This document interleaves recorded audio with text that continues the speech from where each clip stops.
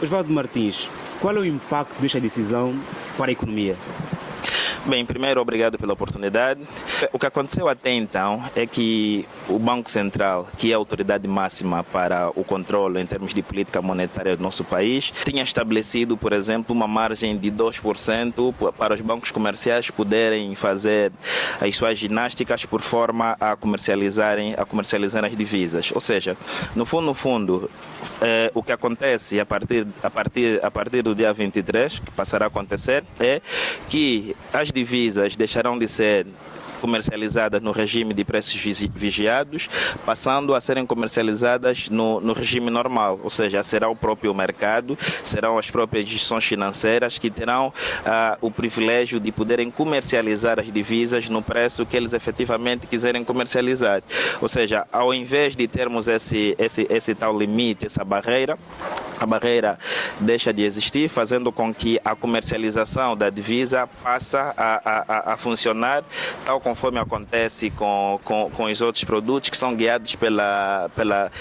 lei de mercado. Ou seja, os preços são formulados em função da procura e da oferta do bem, que nesse caso são as divisas. Relativamente a uma outra decisão que foi tomada, tem a ver com o agravamento ou aumento, a alteração da taxa de reservas obrigatórias que os bancos comerciais tinham, de 17% para 22%, medida essa que consideramos nós como uma medida restritiva, ou seja, a medida esta que é feita com o objetivo de diminuir a quantidade de moeda em circulação, normalmente o Kwanza, uma vez que, segundo o Banco Nacional de Angola também,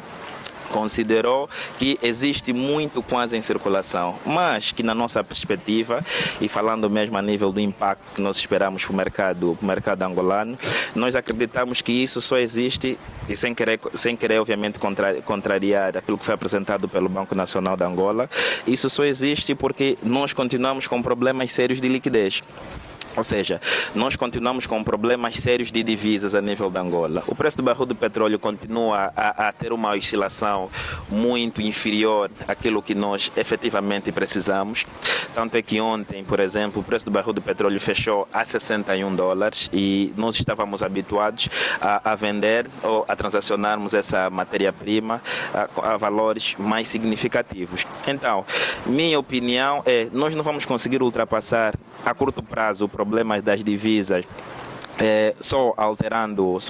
essas duas medidas, nem tão pouco com o agravamento da taxa mínima de reserva obrigatória, fazendo com que os bancos deem menos crédito para a própria economia. Para os agentes econômicos, nomeadamente as empresas e principalmente o grande volume de agentes econômicos que são mesmo as famílias, acredito que no curto prazo ainda continuaremos a ter esse agravamento do nível geral de preços. Ou seja, como a nossa economia é muito importadora e as empresas deixam de ter a capacidade ou o poder aquisitivo de continuarem a abastecer o mercado angolano com as mesmas quantidades de bens alimentares, de bens de cesta básicas necessários para o funcionamento normal das famílias, acreditamos nós que a nível do curto prazo haverá sim várias alterações a nível de preços. Se os bancos comerciais continuarem a não disponibilizarem essas mesmas divisas, as empresas continuarão a ter problemas de importação e, tendo problemas de importação, esse elemento afetará claramente na estrutura de preço. É bom alertarmos as nossas famílias, é bom alertarmos a nossa sociedade que continuaremos a assistir ao alargamento do preço, ao aumento do preço dos diferentes bens e serviços. Vai fazer com que as famílias terão de ter daqui em diante uma capacidade de administração ou uma capacidade orçamentária diferente, ou seja, temos que utilizar técnicas diferentes para podermos fazer face a esse novo quadro que as famílias poderiam ter. Tem a ver com os produtos que vêm diretamente dos campos, mas produtos que vêm diretamente de campos precisam também de insumos agrícolas e os insumos agrícolas também têm um problema de serem importados. Seria importante a nível do OGE de 2020 já analisarmos essa situação por forma a darmos exatamente o mesmo poder de compra que as famílias perderam. Obrigado.